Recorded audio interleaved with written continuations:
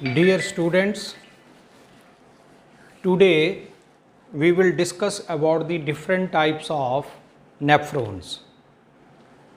As we discussed earlier that nephrons are the structural and functional units of our kidneys और ये जो nephrons हैं ये total जो है एक किडनी के अंदर 10 lakhs होते हैं।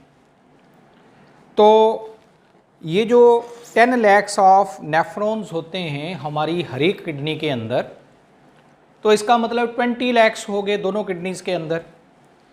तो ये नेफ्रॉन आगे 2 डिफरेंट टाइप्स के होते हैं और ये जो 2 डिफरेंट टाइप्स हैं ये कौन सी हैं? नंबर 1 जुगस्टा मेडुलरी, जुगस्टा मेडुलरी नेफ्रॉन्स, ठीक है। And number 2 cortical nephrons, cortical nephrons. ये जो जुगस्टा मेडुलरी नेफ्रॉन्स हैं, जुगस्टा मीन्स नियर, यानी ये ऐसे नेफ्रॉन्स होते हैं जो जिनका ग्लोमेरुलस रीजन, जिनके ये ग्लोमेरुलस रीजन जो है that lies nearer to the medulla region, that lies in the innermost cortical part of our kidney. हमारी किडनी में 2 पोर्शंस हैं। आपको बोला था कि इंटरनली जो पेरिफेरल पोर्शन होता है हमारी किडनी का that is called as renal cortex, उसको हम क्या बोलते हैं? Renal cortex. And the interior portion of our kidney is known as renal medulla, ठीक है। तो ये डॉटेड लाइन हमने ये क्या चीज दिखाई हुई है कि ये हमारी किडनी का ऊपर का कॉर्टिकल पोर्शन है और ये नीचे वाला मेडुला। तो ऐसे नेफ्रॉन जिनका ये ग्लोमेरुलस रीजन या बोमेन कैप्सूल वाला हिस्सा जो है that lies into the innermost cortex, that is nearer to the medulla region, नीचे मेडुला रीजन शुरू हो रहा है, तो इसलिए वर्ड क्या बन गया? जुगस्टा मेडुलरी, यानी nearer to medullary region, medulla reason.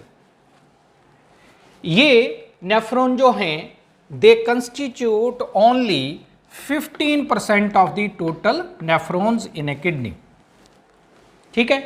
In totality 15% हमारी जो नेफ्रॉन्स होते हैं वो इस कैटेगरी के होते हैं, यानी जुगस्टा मेडुलरी काइंड के होते हैं, और 85% कॉर्टिकल होते हैं, ठीक है। अब कॉर्टिकल कौन से हैं?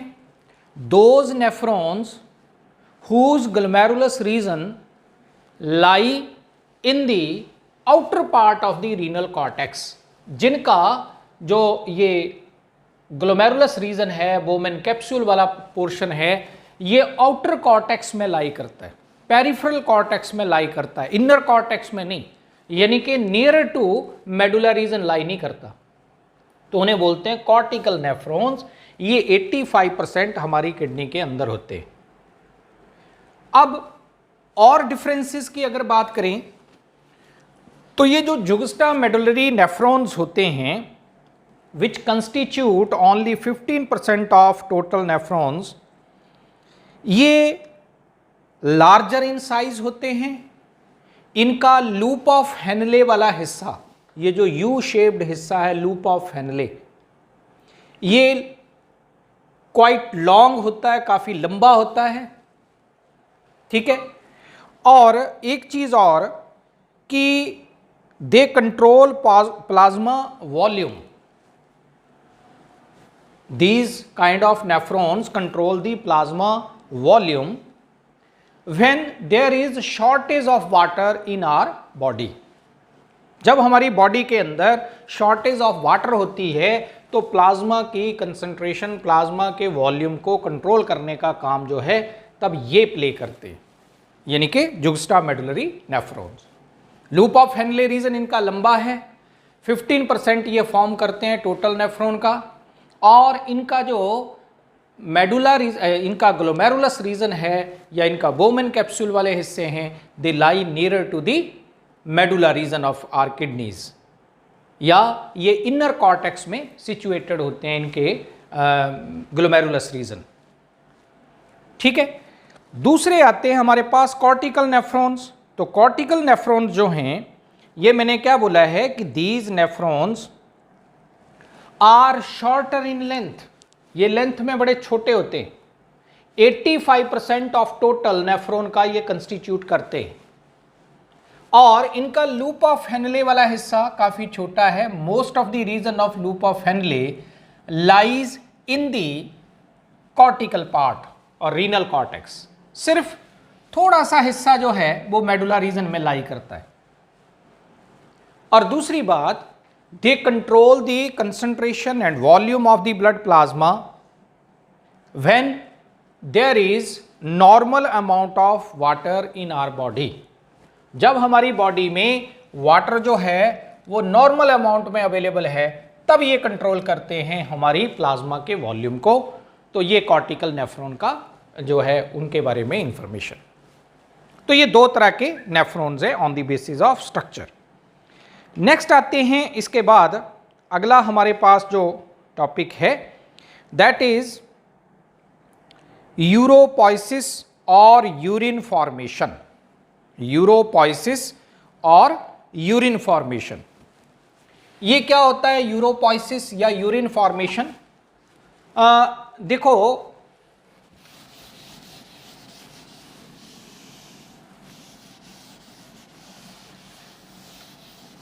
यूरोपोइसिस और यूरिन फॉर्मेशन, ये कल भी मैंने या लास्ट लेक्चर के अंदर मैंने ये बात की थी कि efferent arteriole brings the blood into the glomerulus region, और इस ग्लोमेरुलस रीजन में ब्लड की क्या होती है, अंडर प्रेशर यानी विद प्रेशर फिल्ट्रेशन। और जब इसकी फिल्ट्रेशन होती है तो फिल्ट्रेशन के बाद यहां टिब्यूल पोर्शन में जो लिक्विड आएगा विद लॉट ऑफ मटेरियल्स, उस मटेरियल को हम क्या बोलते हैं, प्राइमरी यूरिन और नेफ्रिक फिल्ट्रेट। ठीक है, उसको क्या बोलते हैं, प्राइमरी यूरिन, ये यूरिन नहीं है अभी, प्राइमरी यूरिन और नेफ्रिक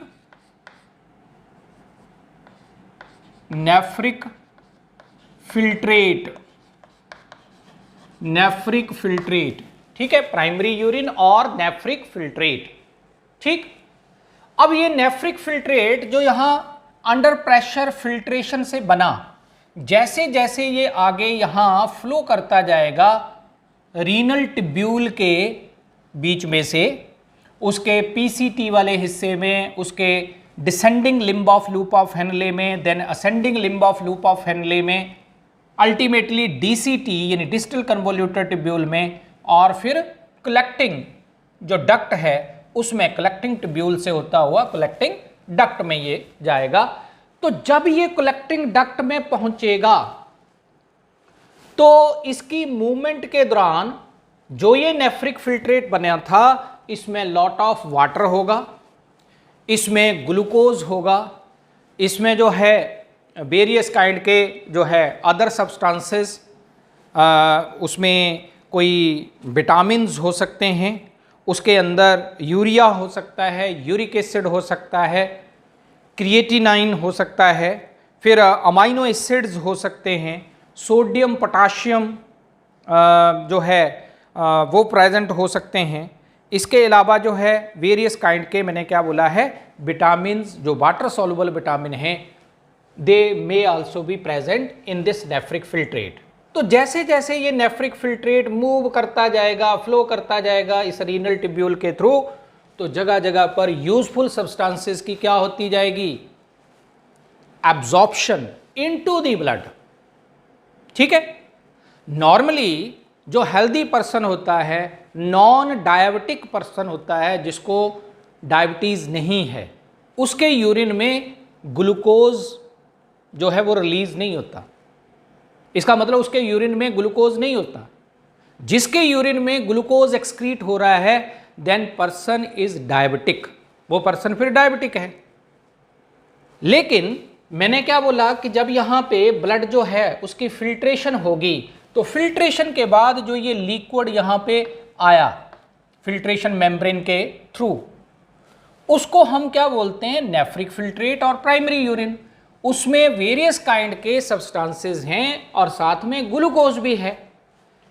तो अब जैसे जैसे ये सारे सब्सटेंसेस यहां से मूव करते जाएंगे along with the liquid portion, जिसको हम नेफ्रिक फिल्ट्रेट बोल रहे हैं, तो यूजफुल सब्सटेंसेस क्या होगा, इसके इर्द गिर्द ब्लड कैपिलरीज प्रेजेंट हैं जिनको हम पेरीट्यूबुलर ब्लड कैपिलरीज बोलते हैं, प्लस इसके साथ साथ यहां यू शेप में ही ये ब्लड वेसल्स ऐसे प्रेजेंट होते हैं। इन ब्लड वेसल्स को हम क्या बोलते हैं, वासा रेक्टा, वासा रेक्टा। तो होगा क्या, जब यहां से सब्सटेंसेस को लेकर ये फ्लो करता जाएगा नेफ्रिक फिल्ट्रेट, तो इसके आसपास यहां ब्लड कैपिलरीज हैं, तो यहां से यूजफुल सब्सटेंसेस, कहीं से नेफ्रिक फिल्ट्रेट में से ग्लूकोज इसके अंदर आ गया, कहीं से क्या हो गया, अमाइनो एसिड ब्लड में आ गए, कहीं से विटामिन जो है वो ब्लड के अंदर आ गए, कहीं से वाटर जो है एक्सेस ऑफ वाटर वो वापस हमारी बॉडी में यानी ब्लड में आ गया। ठीक है। और कई बार कुछ सब्सटेंसेस ब्लड के अंदर ऐसे होते हैं यानी waste substances which need to be thrown out of the body, जिनको बॉडी से बाहर फेंकना जरूरी होता है।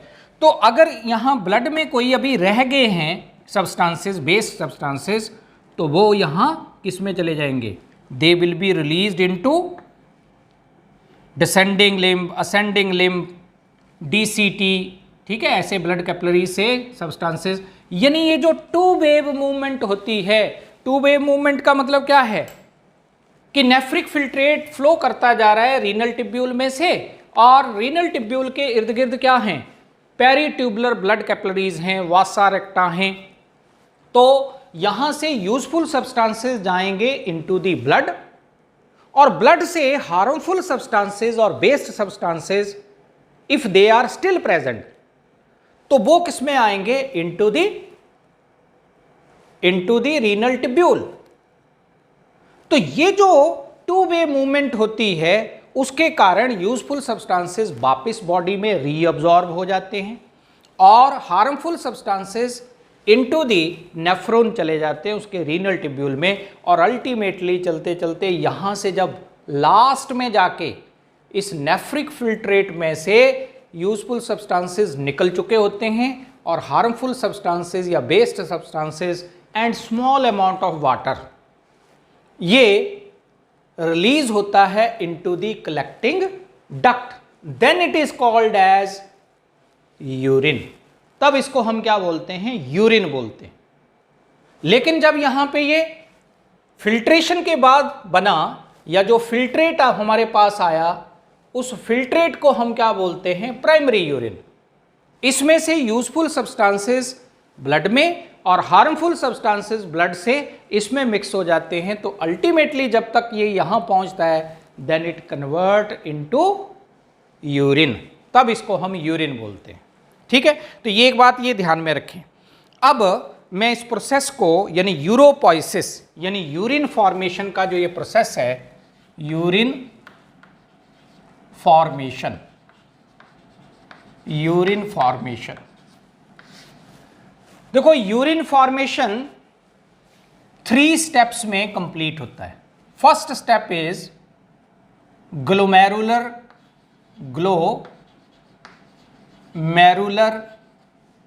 Filtration, glomerular filtration.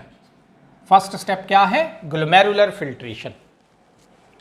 Glomerular filtration होती है filtration under pressure which takes place in the glomerulus region। Glomerular filtration क्या है? Filtration under pressure which takes place in the glomerulus region. ठीक है, और अगर हम इसको कैलकुलेट करें तो हम ये बोलेंगे कि ग्लोमेरुलर फिल्ट्रेशन रेट क्या होती है, यानी ग्लोमेरुलर फिल्ट्रेशन तो हो गई the process of filtration of blood under pressure in the glomerulus region of each nephron is termed as glomerular filtration। Pressure के साथ ब्लड का फिल्टर होना, और फिल्टर होना वो मैंने आपको बताया था कि ये ब्लड कैपिलरीज जो होती हैं उनकी वाल को एंडोथीलियम बोलते हैं। एंडोथीलियम के सेल्स के इन बिटवीन स्मॉल पोर्स होते हैं विच वी कॉल फेनेस्ट्रे। फिर बेसमेंट मेम्ब्रेन आ जाएगी, और ये जो विसरल लेयर होती है हमारे बोमेन कैप्सूल की, इसकी वाल में पोडोसाइट्स होते हैं, और उन पोडोसाइट्स के इन बिटवीन यहाँ पे पोर्स होते हैं which we call slit pores. ये स्लिट पोर्स और फेनेस्ट्रे एक दूसरे के ऊपर लाई करते हैं। तो जैसे ही एफरेंट आर्टरियोल से ब्लड आता है तो इन स्लिट पोर और फेनेस्ट्रे और जो बीच में मेम्ब्रेन थी बेसमेंट मेम्ब्रेन, इन तीनों की कम्बिनेशन से बनती है फिल्ट्रेशन मेम्ब्रेन। उसके थ्रू ये ब्लड क्या हो जाता है? छन जाता है, फिल्टर हो जाता है, क्योंकि ब्लड आर्टरीज में कैसे आ रहा है? With pressure. तो ये जो प्रेशर के साथ फिल्ट्रेशन होती है ब्लड की यहां पे, that is called as ultra filtration और ग्लोमेरुलर फिल्ट्रेशन। ठीक है, ये जो अल्ट्रा फिल्ट्रेशन या ग्लोमेरुलर फिल्ट्रेशन है उसकी रेट क्या होती है? किस रेट के साथ ये फिल्ट्रेशन होती है ब्लड की? तो ये होती है at the rate of 125 ml per minute. एक मिनट में जितना ब्लड फिल्टर होता है दैट इज कॉल्ड एज, उसको हम क्या बोलते हैं? Glomerular filtration rate. तो ग्लोमेरुलर फिल्ट्रेशन रेट जो होती है वो होती है 125 ml पर मिनट। और अगर इसी हिसाब से हमारे जितने भी नेफ्रॉन्स हैं दोनों किडनीज के अंदर, अगर एक मिनट में 125 ml जो है वो नेफ्रिक फिल्ट्रेट जो है वो फॉर्म करते हैं, तो इसका मतलब कि 24 आवर्स के अंदर, यानी कि per day 180 litre, around 180 litres of nephric filtrate यानी primary urine nephric filtrate will be formed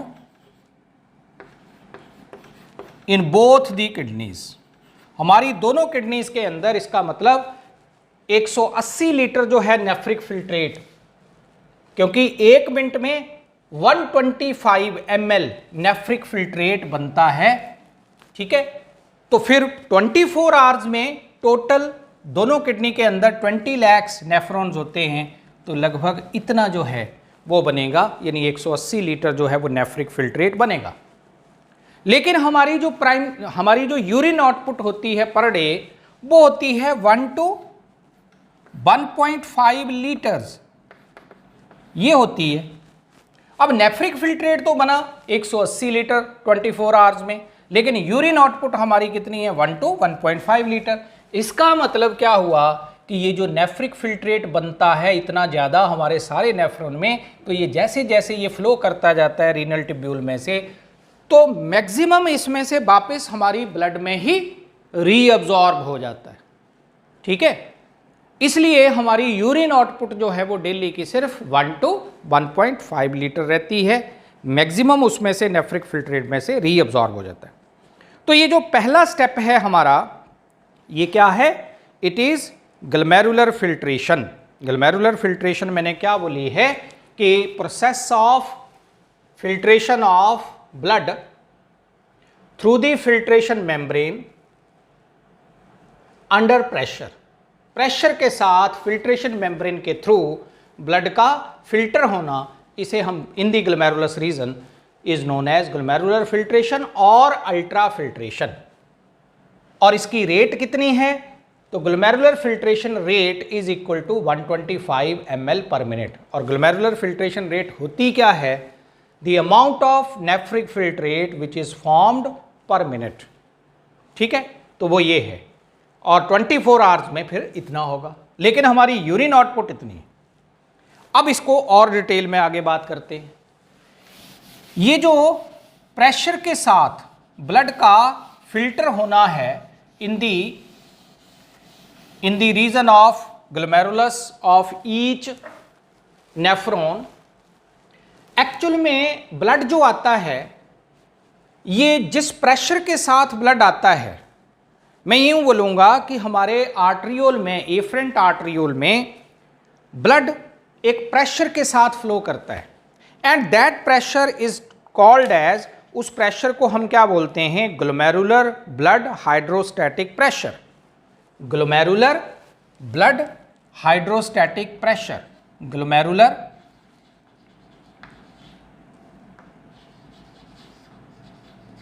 blood hydrostatic pressure. ये है इनकमिंग प्रेशर, और इसकी वैल्यू होती है इक्वल टू 60 mmHg। ठीक है, यूनिट्स हैं ये, मिलीमीटर्स ऑफ मर्करी। तो ये इनकमिंग प्रेशर, यानी कि जिस प्रेशर के साथ ब्लड यहां ग्लोमेरुलस रीजन में आ रहा है, वो कितना है, 60 mmHg, इस प्रेशर के साथ आ रहा है। लेकिन इस इनकमिंग प्रेशर को 2 different kinds of pressure oppose करते हैं। तो वो जो अपोजिंग प्रेशर है वो कौन कौन से हैं, तो वो एक होता है blood colloidal osmotic pressure, blood colloidal osmotic pressure. Its value is equal to 32 mmHg, 32 mmHg। Blood colloidal osmotic pressure, the pressure which is due to plasma proteins. हमारे ब्लड प्लाज्मा के अंदर प्लाज्मा प्रोटीन्स होती हैं, जिसमें एल्बुमिन्स हैं, globulins हैं, ये different kind की जो प्लाज्मा प्रोटीन्स हैं, दे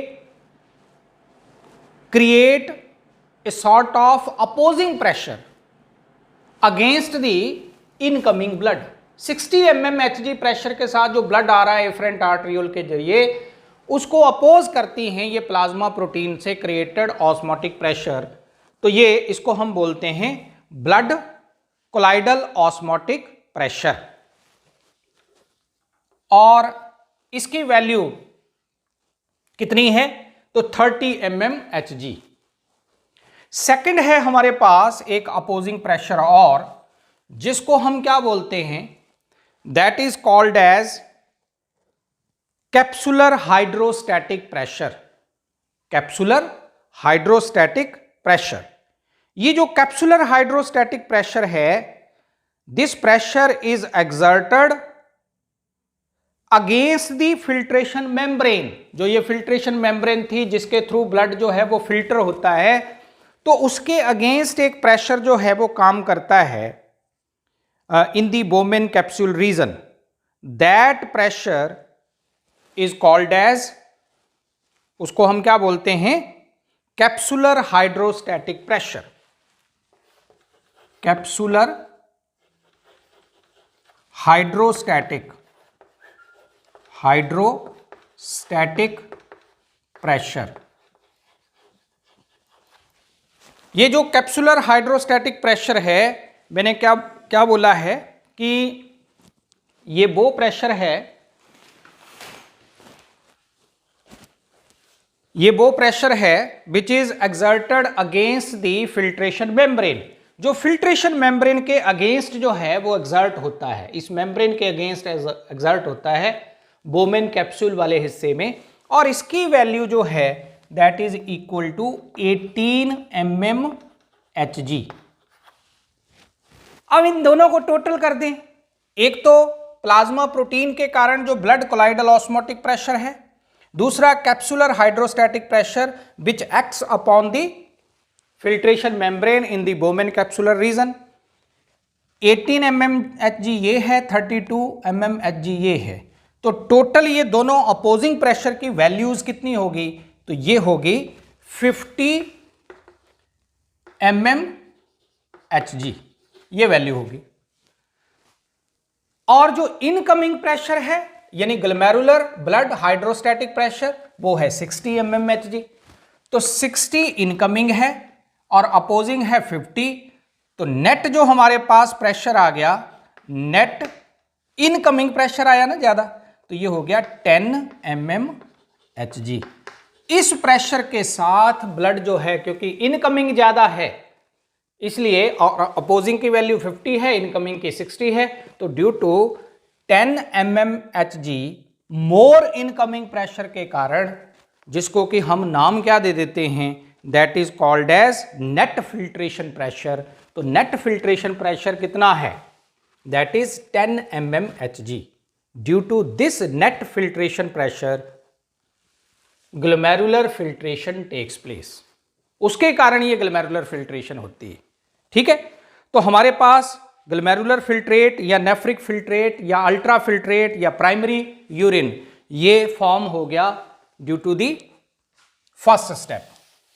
ठीक है, अब इसके बाद क्या होगा? अब ये नेफ्रिक फिल्ट्रेट जो है ये मूव करेगा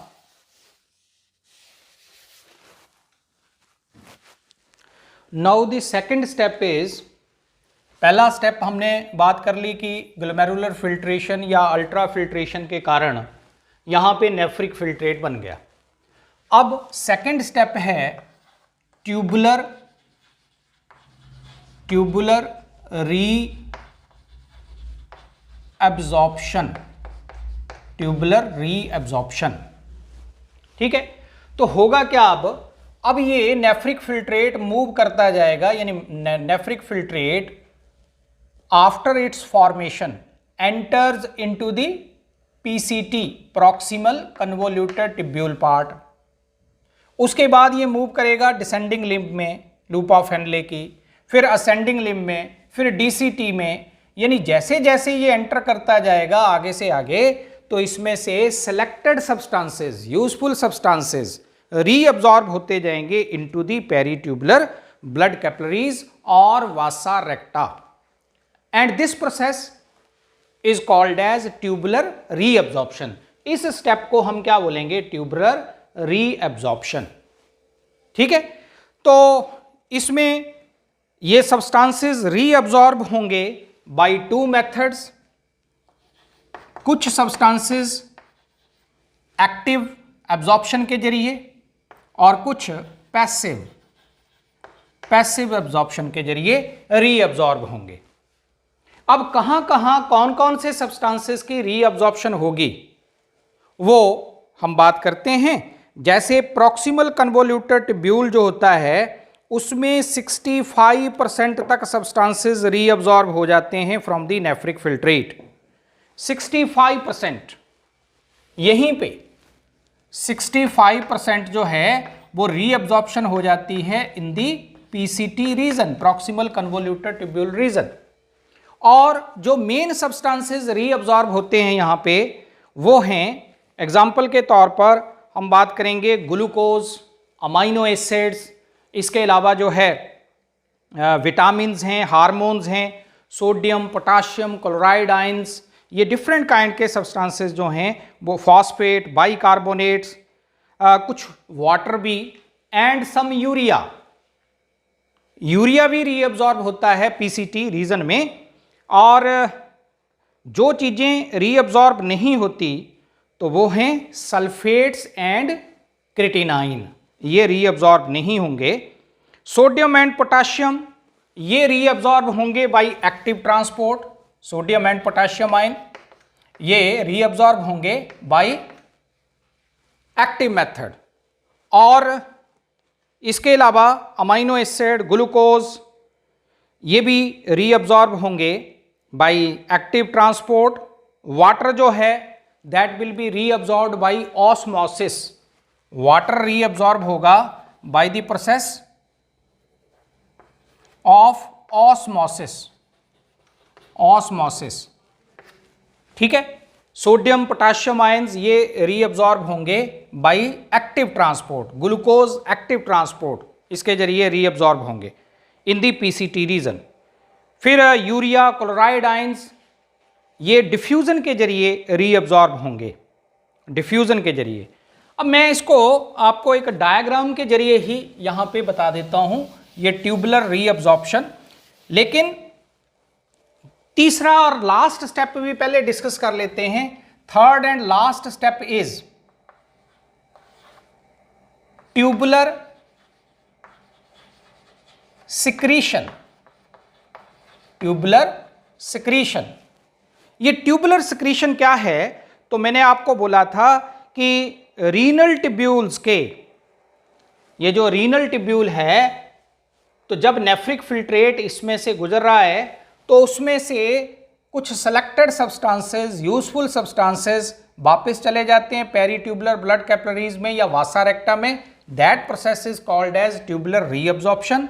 और ये जो वासा रेक्टा या पेरीट्यूबुलर ब्लड कैपिलरीज इसके साथ साथ रन करती हैं रीनल ट्यूब्यूल के साथ, तो उनमें से बेस्ड सब्सटेंसेस रिलीज हो जाते हैं into the renal tubule. Blood vessels में से, यानी पेरीट्यूबुलर ब्लड कैपिलरीज में से बेस्ड सब्सटेंसेस इस रीनल ट्यूब्यूल में आएंगे। तो ये जो रिवर्स प्रोसेस है ट्यूबुलर रीअब्जॉर्प्शन के, that is called as tubular secretion. इसको हम ट्यूबुलर सिक्रीशन बोलते हैं।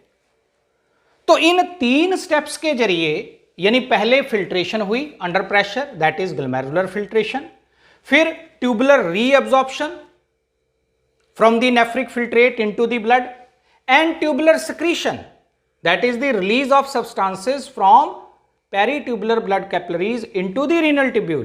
तो इन 3 स्टेप्स के कंबाइंड जो है उसके कारण, जो है एफर्ट्स के कारण, nephric filtrate is converted into urine.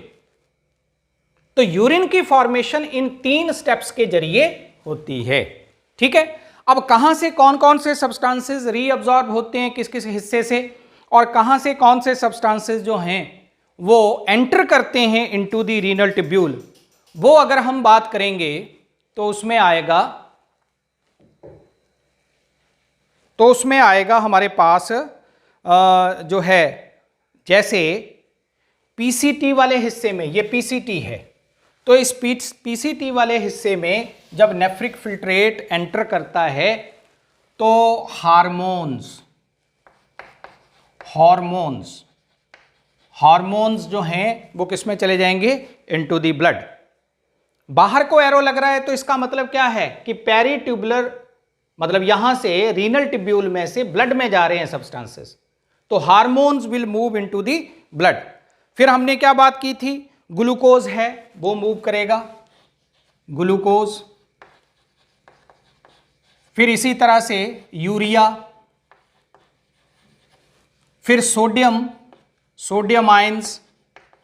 ये ठीक है कि कुछ सब्सटेंसेस पैसिव ट्रांसपोर्ट के जरिए, कुछ एक्टिव के जरिए, जैसे सोडियम और पोटाशियम आयन ये एक्टिव ट्रांसपोर्ट के जरिए, ग्लूकोज एक्टिव के जरिए, यूरिया वगैरह ये डिफ्यूजन के जरिए। तो ऐसे ही पोटाशियम आयंस ये भी पीसीटी वाले हिस्से में रीअब्जॉर्ब होंगे। फिर इसके अलावा amino acids, chloride ions, ascorbic acid यानी कि विटामिन सी, क्लोराइड आयंस, ये सब। और दूसरी तरफ मैं अब साथ साथ बात कर रहा हूं, आप अपनी बुक के अंदर भी अगर डायग्राम में देखेंगे तो आपको क्या मिलेगा कि कुछ एरोज अंदर की तरफ लगे होंगे, जैसे ड्रग्स। हमने कोई मेडिसिन ली है, कोई ड्रग ली है, तो वो ब्लड में से अगर उसके कोई अनवांटेड मटेरियल्स होंगे तो वो ड्रग्स जो हैं वो ब्लड में से किस में आ जाएंगी? इनटू दी पीसीटी रीजन, ताकि वो यूरिन के साथ बॉडी से बाहर रिलीज हो सकें। तो ये अंदर को एरो जो लगा हुआ है, that suggest the tubular secretion process, वो ट्यूबुलर सिक्रीशन को सुजेस्ट कर रहा है कि ब्लड में से सब्सटेंसेस पेरीट्यूबुलर ब्लड कैपिलरीज में से या वासा रेक्टा में से सब्सटेंसेस किस में जा रहे हैं? Into the renal tubule. ऐसे ही हाइड्रोजन आयंस फिर क्रिटिनाइन, ठीक है, क्रिटिनाइन वगैरह, क्रिटिनाइन ये भी यहीं से जो है ब्लड से into the PCT region enter करता है। फिर उसके बाद आगे हम लूप ऑफ हेनले वाले हिस्से में, तो लूप ऑफ हेनले में वाटर की रीअब्जॉर्प्शन होती है, H2O, ये रीअब्जॉर्ब होता है into the blood. Maximum amount of water nephric filtrate में से यहां से रीअब्जॉर्ब हो जाएगा, या फिर डीसीटी वाले हिस्से में भी रीअब्जॉर्प्शन ऑफ वाटर जो है वो होती है under the influence of a hormone which is called as ADH। फिर अगर हम बात करते हैं इन द रीजन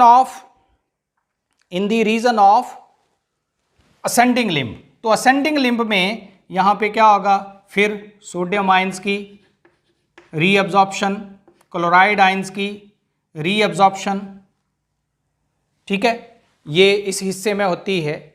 ऐसे ही पोटाशियम आयंस की रीअब्जॉर्प्शन, मैग्नीशियम आयंस की रीअब्जॉर्प्शन, कैल्शियम आयंस की रीअब्जॉर्प्शन, मैग्नीशियम, कैल्शियम, ये रीअब्जॉर्ब हो रहे हैं इन हिस्सों में, ठीक है। और यूरिया की जो है यहां लूप ऑफ हेनले में जो असेंडिंग लिम्ब का इनिशियल रीजन होता है, यहां यूरिया एंटर करती है इनटू दी, यानी ट्यूबुलर सिक्रीशन होती है यूरिया की from blood into the ascending limb of loop of Henley. फिर अगर हम डीसीटी रीजन की बात करें तो डीसीटी रीजन में भी यही आयंस लगभग जो है, लेकिन अमोनिया की एंट्री होती है यहां, अमोनिया NH3, बाकी सोडियम आयंस की रीअब्जॉर्प्शन हो रही है, पोटाशियम आयंस की रीअब्जॉर्प्शन, क्लोराइड आयंस की रीअब्जॉर्प्शन, प्लस वाटर की रीअब्जॉर्प्शन, वाटर की रीअब्जॉर्प्शन इस हिस्से में होती है। तो ऐसे जो है बाइकार्बोनेट आयंस का भी कह सकते हैं, वो भी यहां रीअब्जॉर्ब होगा। तो अब आप देखें यहां से जो नेफ्रिक फिल्ट्रेट बना, जब वो एंटर किया यहां इन डिफरेंट रीजन्स में, तो इसमें से यूजफुल सब्सटेंसेस तो चले गए ब्लड के अंदर, that process is known as tubular reabsorption, और हार्मफुल सब्सटेंसेस इसमें मिक्स होते गए पेरी ट्यूबुलर ब्लड कैपिलरीज में से रीनल ट्यूब्यूल के अंदर जो नेफ्रिक फिल्ट्रेट है उसमें, तो उस प्रोसेस को हमने कह दिया ट्यूबुलर सिक्रीशन। तो इन दो प्रोसेसेस के कारण प्लस नेफ्रिक फिल्ट्रेशन के कारण या ग्लोमेरुलर फिल्ट्रेशन के कारण जो नेफ्रिक फिल्ट्रेट बना था, that ultimately is converted into urine. तो यहां ये कलेक्टिंग डक्ट के अंदर जब रिलीज होगा ये, इसको हम क्या बोलेंगे, यूरिन, ठीक है। अब ये यूरिन कलेक्टिंग डक्ट से आगे डक्ट्स ऑफ बेलिनी के जरिए रीनल पेपिला में, रीनल पेपिला से माइनर कैलिसिस, माइनर कैलिसिस से major calyces, then renal pelvis हिस्से से होता हुआ यूरेटर, यूरिनरी ब्लैडर और यूरेथ्रा से बॉडी से बाहर रिलीज होगा। And the release of urine out of the body is known as micturition. इसको हम क्या बोलते हैं, मिक्टूरिशन। तो with this we have completed the process of uropoiesis और यूरिन फॉर्मेशन। इसको यूरोपोइसिस भी बोल देते हैं, यूरिन फॉर्मेशन और यूरोपोइसिस, ठीक है। तो इतनी बात करते हैं। Thank you very much.